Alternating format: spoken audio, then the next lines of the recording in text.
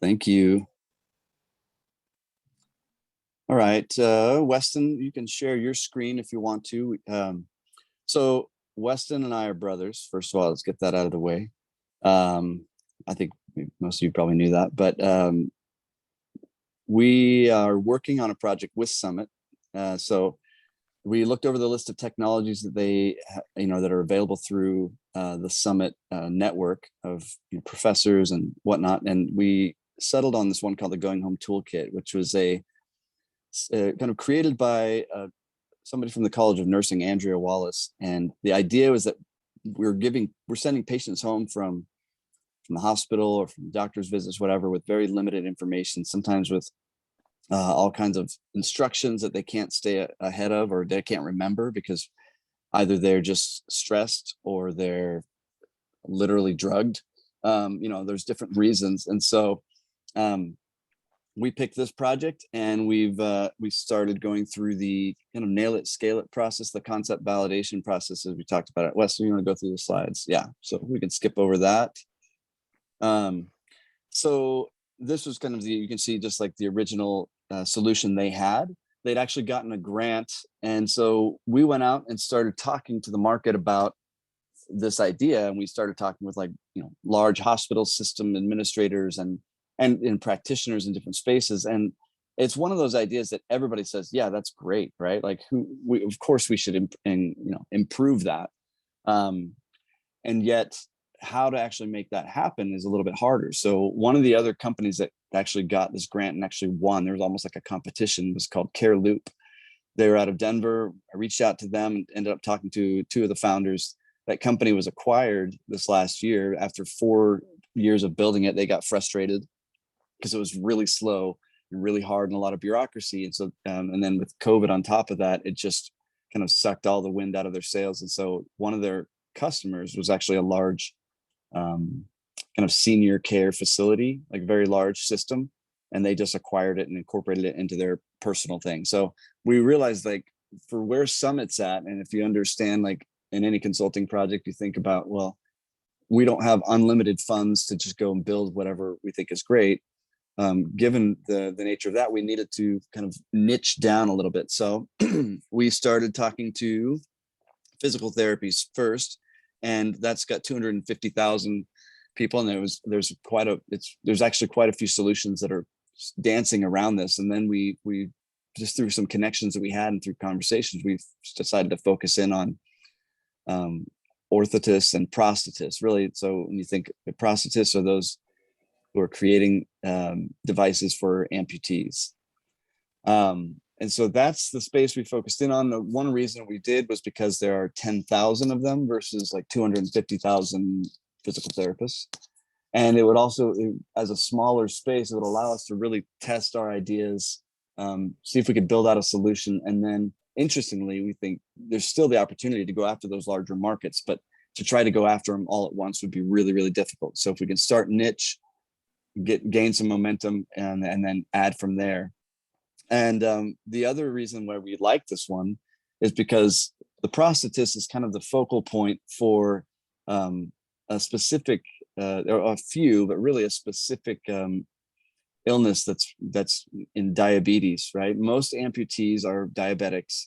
They're older and they're not as active as they should be, but by working with that space and that population of diabetics, we actually could then expand and reach and touch a lot more different verticals. So because diabetics are obviously working with more than just prosthetists. So there's physical therapy that comes back into play. There's nutritionists, there's the surgeons and the physicians. There's so there's quite a few spaces that people that are that are touching this. So that is the industry that we've been focusing on. Wes, next. Yeah. Well, I was just going to say, what's interesting about prosthetists, as we learned, is that they are not paid like a physical therapist is. Physical therapy might be paid, or usually is paid, by the hour. So time is of the essence. Whereas a prosthetist is paid by device. And almost always, because they're very expensive, when you see a lower extremity amputee with the leg replacement, they're going to go anywhere from $2,000 to $30,000. So these are mostly going to be billed to insurance, and prosthetists are reimbursed after the device is finished. So it's just an interesting kind of different scenario than most doctors or most physical therapists. And they are a kind of a crowd that is mostly smaller mom and pop type shops. But yeah, I just want to interject. Go ahead, Spence. And I think, Wes, you bring up a good point. They're kind of in between doctors, and for the longest time, like they weren't, you could become a prosthetist by going through almost like a trade school type program where you learn to make the device. And that's really started to change over the last 20 years and still evolving. So they're not recognized by all as like kind of in the medical space. It's kind of an interesting, and they're really pushing for validation. There's now 8 master's programs across the country, and they're still trying to evolve this landscape of like, there's not an established set of norms, like a consistent across the whole industry. So there's some issues there. But that leads us to this idea that we're like, okay, well, who's going to pay for a solution and how do they pay for it? And we've looked at a lot of different things and settled on then kind of the easiest, lowest hanging fruit is to build something that works for the prosthetists themselves and have them pay for it. So we started with these are the pains that they're experiencing that we think we can monetize. So one is that they're dealing with this, decreasing rates of reimbursement, but increasing rates in needs. Diabetes is actually on the rise because of our diets here and the way that we eat and inactivity in this country. So they're, and because of Weston brought up the way that they're reimbursed is not for their time, it's for the device. So trying to be more efficient so they can actually see more patients. If we can provide something that helps them see more patients in the same amount of time, then they're excited about that. Increasing repeat business is, some of these patients kind of disappear after they get their device, and they kind of fall through the cracks, or they just have a hard time staying in touch with them. And so we're trying to help them so that doesn't happen. Spencer, let me interject here real ahead. quick and explain this. So if someone goes and has, let's say, some trauma, they're in an accident or anything, and they end up needing to have a leg amputated, obviously if a prosthetist is not going to do that. A surgeon, could be a vascular surgeon or whatever, they're going to do the amputation. They then are going to give a prescription to a prosthetist in the area. So most prosthetist clinics are going to be nearby a hospital, and they'll have competition in the area. And so they have to wait. They cannot do anything until they get a prescription from a doctor. You couldn't just go up to a prosthetist clinic and go inside and say, can you make me something? They have to get it done by a surgeon, at least for insurance reimbursement. And so they're waiting on that. And again, they're not the only option in town. And so they need to be able to kind of get in good with the surgeons and be an exciting or a worthy choice for them to refer them to.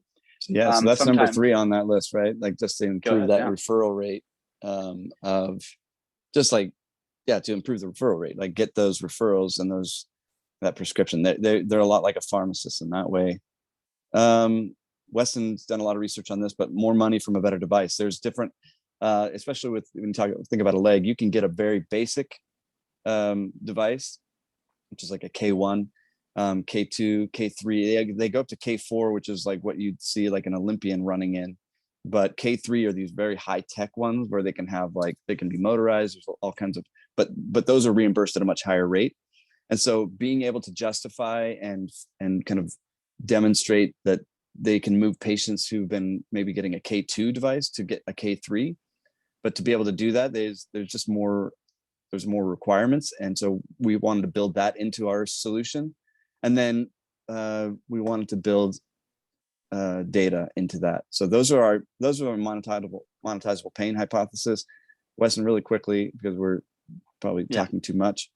The solution high level to meet those is really, it's a mobile app. So when you become an amputee, we feel that you're going to be willing to download an app because this is for the rest of your life, right? Like so it's a mobile app that's used by the patient.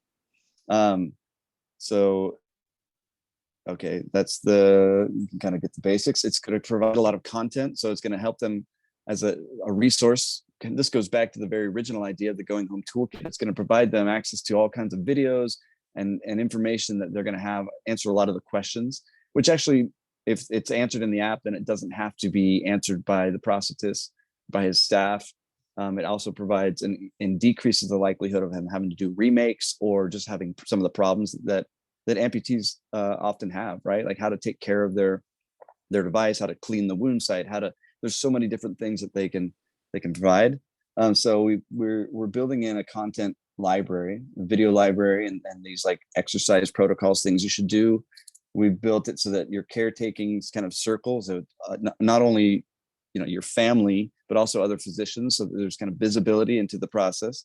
There's an accountability component where you can track your activities. So for better outcomes, obviously we all want to we all want to exercise more. We all want whatever. So we're building that solution so that they can follow and follow through with the things they should be doing to take care of themselves, and have the support of invisibility from, again, their caretaker circle. Like that tracking is going to go back to your physicians and prosthetists so they can see how active you are. There's a community portion, which is really big. And I think we're most excited about this, just that these amputees want to find other people who understand and know what it's like, and then ask questions and support each other in that. And actually there's a component where they're actually helping mentor each other so that they have a sense of purpose, because especially some of these older ones who can't move around as much as they used to, they feel like their life doesn't have meaning. But by being able to interact with others in this community and actually help support other amputees, it actually brings a really valuable mental boost for them. And then, so those are the things that that's the concept that we've been going out, and Weston will talk about the validation. Yeah. So, I mean, we wanted to build something that will help the patient throughout their life, especially emotionally, right? As Spencer just talked about. Imagine that your legs are gone. Your whole life, you're going to need, up front, you need help to understand what to do to keep your health at a certain level, but also to progress and have a normal, adjust to your new norm. But prosthetists, we feel like, are the ones who are going to pay for it. So we have to make it attractive and help them get their business. So as we started reaching out to dozens and dozens of prosthetists, here's some of the answers we got. Kara, we had a long talk with her again yesterday. She said, I'm doing a happy dance right now. I don't even have words to describe how amazing of an idea this is. David here, we talked to him at length as well. He's just like very keen about getting to be able to make more devices to help more people, because that's how he makes money. And Paul talked to us and helped us understand a lot more about how there's smaller companies versus some of the bigger ones that are coming in. So all of these really nice, obviously, to hear people excited. And we've just learned that these prosthetists, when you're thinking like, oh, I want to be a doctor and make a bunch of money in my career, being a prosthetist isn't the one you think of normally. They cap out in the low 100s, which is still plenty of money for most people. But as far as being a doctor, it's not like the most lucrative one. So they really do want to help their patients, which we appreciate. The interesting thing about it is such a niche, different thing, is there isn't really a standard body and voice in the industry. And so when these larger companies are coming, and they might have great ideas behind it, but the smaller companies are not super keen on it. They're buying up all these practices, and then over the 5 to 10 years following, not really maintaining them as the original owner retires. And so reducing the amount of practices that there are at all. And most prosthetists at this point are just getting older and they're getting ready to retire. We have all these projections that we're going to go up 20% in demand over the next 8 to 10 years, but prosthetists are going to be retiring in droves. So how are we going to be able to keep the supply there for the demand that's there? That's a specific challenge and hurdle. So we're moving forward with, we've gotten some really good feedback. We've had prosthetists say, yeah, I would be willing to pay. We've kind of thrown numbers out there because it's an inexact science when you're going out and pricing something like this. We understand the general cost to build a software solution on a platform, but so we've gotten good feedback, but there's still a few things, right? How are we going to generate the content that will go in the library? Are we creating all of that ourselves? Interestingly, we've found quite a few partners that are all starting to create their own content, but it's really just, per clinic, they'll say like, we've started to create our own because we saw a need there, but it's nothing amazing, or it could be improved. So we're looking at, can we partner with the manufacturing? So those who are creating the devices that are being used, and the feedback we've gotten from the first one we talked to was yes, but we need to talk to a lot more of those. And then is there value of this for this data? If we start tracking, when we say data, like, can we say like, oh, patients that are following their exercise program and are doing it and completing all these things, will we have the data to be able to say like they are living X amount of time longer? Like we can conjecturalize, or what's that the right word? We hypothesize that they will, but if we can actually have that data, that becomes extremely valuable. And then, so that could become an additional monetizable component to this. And then how do the amputees feel?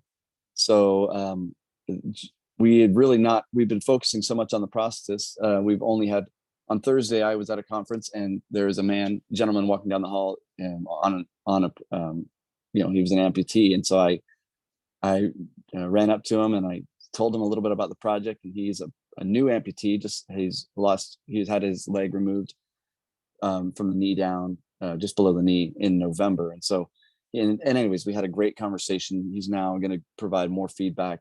And it just so happens that he actually works in the medical space. And so he had a lot of understanding on both sides. And so we need to have more of those conversations so that make sure we can build a solution that they'd actually want to use and it would be valuable to them. Because if they don't use it, then none of the rest matters. Absolutely. So to kind of condense it, it's like we're creating a solution that is kind of like Marco Polo asynchronous video between a prosthetist and a patient, mixed with imagine a Facebook group that's very active of like-minded people or like situation people. So all amputees being able to have a place where they can connect with each other and see success stories. And we also want to give them an opportunity to not just feel like they are a patient in a project their whole life, but to be a mentor to other newer amputees, and the opportunity there, because we know from research that people need to feel like they have a purpose and that they are helping others to really come out of these really hard psychological troughs that you get in when you are facing an amputation and something really life-changing. So Marco Polo meets Facebook group meets shared calendar with your family and doctor with that video library that also gives you all the instructions that you need, so you don't have to call in and wait for your doctor to answer to get the help that you need. So it looks like the chat, we've got some questions already. Let's go start here.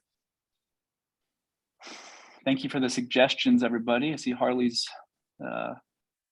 recommendation. Chad, thanks for your comment. All right, insurance involvement. I see a link there.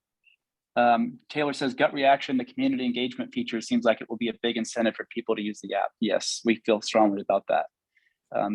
People want to feel like some of the people that are creating videos said they created these videos with somebody, and then the community said, hey, we want to see people that look like us in these videos. We want to have people that understand us. There are Facebook support groups that are, some of them are large, and then there are a lot of in-person support groups where these smaller groups are getting together. So we know that the desire and the demand is there, that just hasn't been done well, because Facebook is not ideal for everybody. And just some of the feature sets in these groups are just, if we could build a custom solution that has more than just like a forum type of Facebook model, then I think we'll have a lot of success there. But we need to go really understand that better. Yeah. Questions? Like, does anybody have like, hey, what's this, or pushback or challenges, whatever you see? I just put something quickly in there, but you definitely have a two-sided business model. So I would just keep kind of exploring the value proposition for the amputees as well as for the prosthetists, just really, because I think that you could almost have a freemium model for the community. So get people involved in whatever and serve them, but maybe, there's something more that they would be willing to pay for on a subscription model. So, I love it.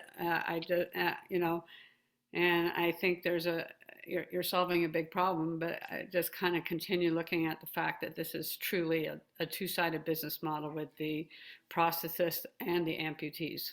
Yeah, it's kind of interesting. There's another technology that is actually started here at the U called the Medical Home Portal. And that's just like and they're getting what, like 40,000 hits a month for people that are searching for information on whatever that they're dealing with. So we know that when people have something that's like, especially as life altering as an amputation, that they are looking for answers and for help and for some support. So we think that by building that solution, especially if it's covered, the expense can be covered initially by the prosthetist, then the data that comes from the interactions there is what will be the long tail, will be probably the most valuable. And so, and we're trying to figure out a way to make that valuable to the prosthetists, because especially these independents, they're getting a lot of pressure from these there's a couple of large companies that own maybe 20% of the practices are all under one group, and they're not well regarded in the industry because they're just pushing for numbers. They kind of cut corners, but they also are able to negotiate higher reimbursement rates than a standalone mom and pop. And so we think if we can add in a data component, that we can help monetize that for the prosthetists, where we can negotiate higher reimbursement rates because there's a data component attached to it. So we're looking to do that to make it, of course, sticky as well. So it'll be three-sided. Yeah.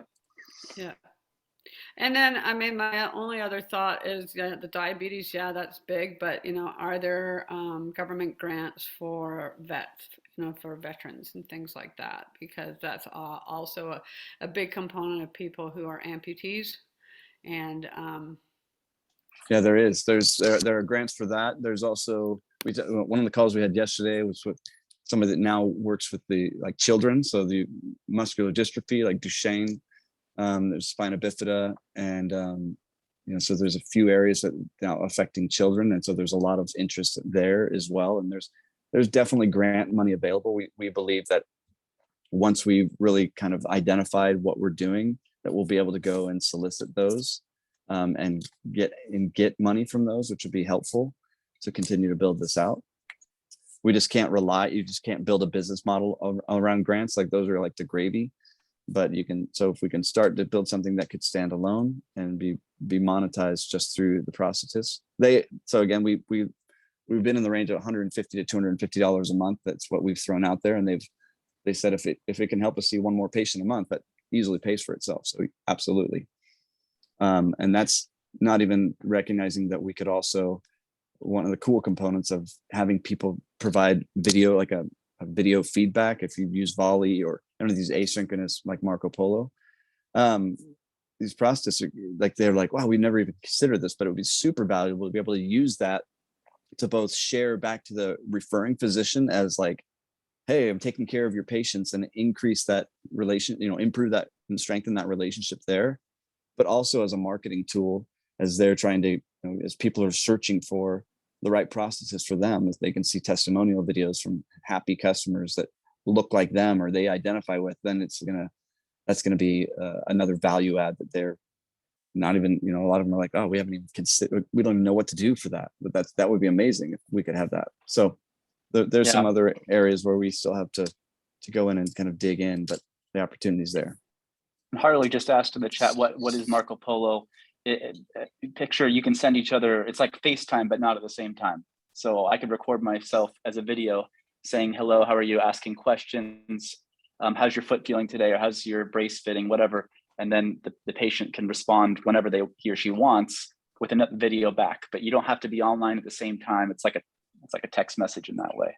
And and they love the idea of because sometimes they'll do a call, or they'll say, okay, you have to come in, are you describing it right? But they can actually say, hey, you have somebody record a video of you walking or, moving, so I can see how it's looking, do it from the front, and so they can record that and send it in. And then that's a much more efficient process for them to be able to see and go, oh, okay, that's normal. Or actually, no, let's have you come in and let's fix that. Or, show me where it's rubbing. So right now, they might have an email, a picture in, but we know that this asynchronous video model is on the rise. In fact, Udo is a company here in Farmington that raised $20 million just less than a year ago for an asynchronous communication platform between doctors and patients.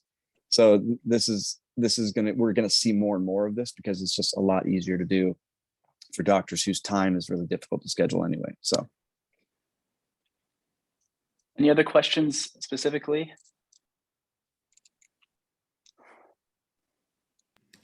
One of the questions I had, and you may have covered this in your presentation, but from what I understand of the project, it kind of started out being just hospitals, is what I understood at least. And I'm just curious, how did you decide to lean towards prosthetics, and like, what was it that made you think, oh, this might be the right customer to target for it? I think and Wes, you go ahead, Wes. Yeah, I was just going to say, we kind of breezed through that, I guess, at the beginning, but essentially everyone is trying to get into that general healthcare hospital situation. They're trying to figure out telehealth. So basically the reasons would be tons of competition, a lot of bureaucracy.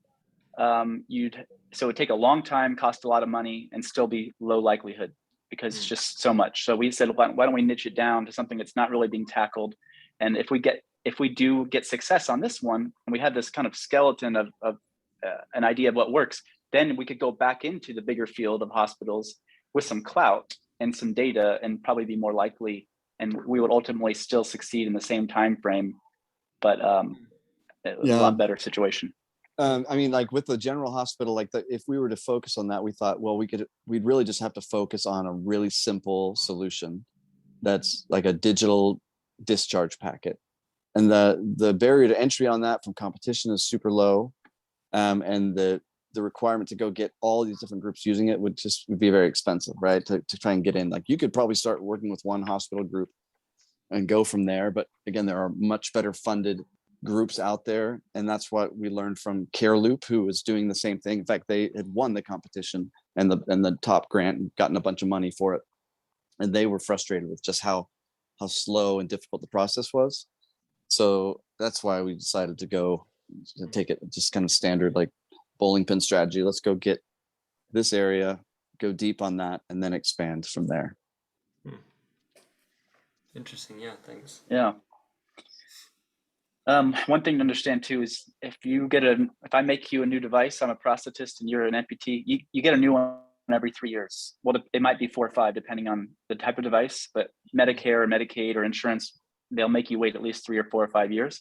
So if I don't keep contact with you, but let's say if I do keep contact with you, that's another device I get to make, which is another $8,000 to $15,000 on average every 3 years. So that's the easiest business you can get. So having an app that keeps you connected with them just keeps that pipeline full, and you're able to serve the patients better. But a lot of these prosthetists that are mom and pop shops, they're like trying to keep track in an Excel sheet, or it's written. And after 3 years, they're like, I know there's people within 20 miles of me that I've served before. I have no idea how to get a hold of them. So they have to hope that people call back in.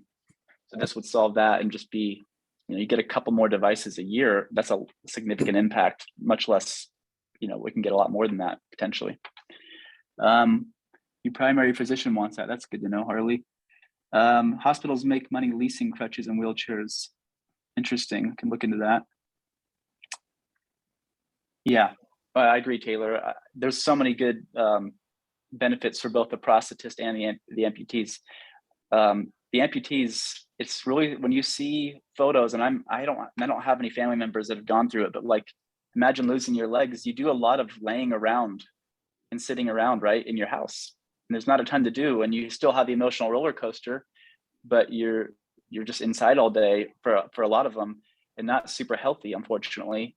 And so imagine being able to they're on their phone a lot already because they're just trying to figure out things to do. So imagine having a really positive, something that can help you and stay accountable and mentor other people. It'd be like, this is like the positive thing and an anchor for them throughout their life is how we picture it. And it makes money for the prosthetist. So it's really is a win-win.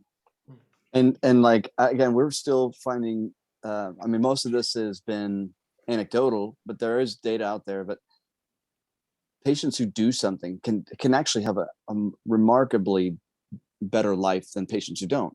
And patients who kind of just give up, they typically within like a year lose their other leg if if they're not doing anything, and then like within short order they pass away, right? Like they don't live long when they stop being active, and they have a lot of problems there.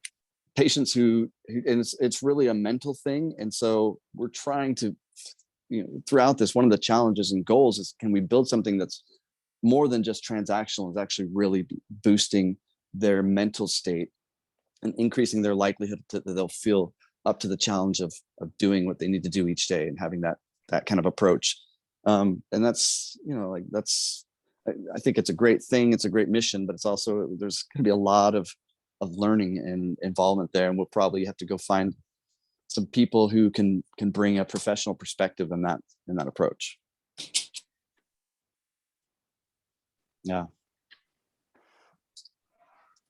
Taylor, I wonder if service or other events could build awareness around this.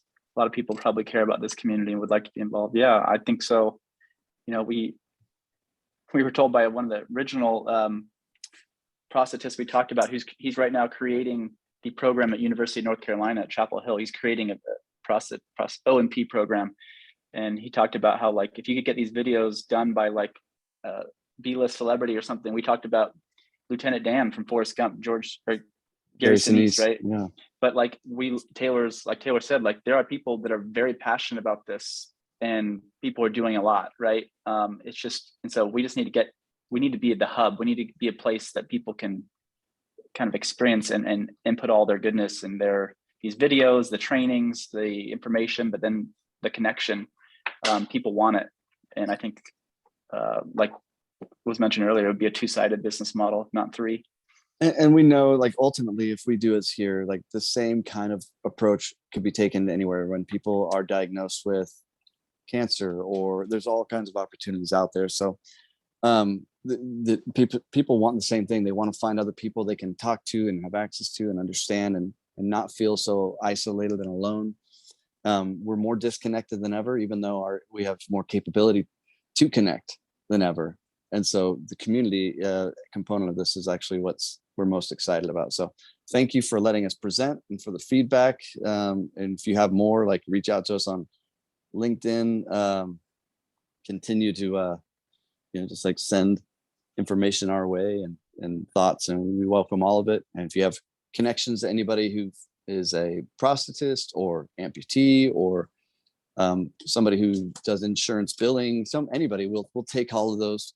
We're absolutely open to learning and talking to everybody.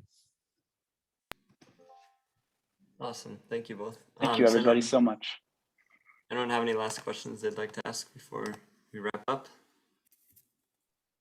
Insurance billing and navigating the red tape from my primary care physician is the biggest holdback when he goes and visits these assisted living care facilities and prescribes wheelchair or mobility device.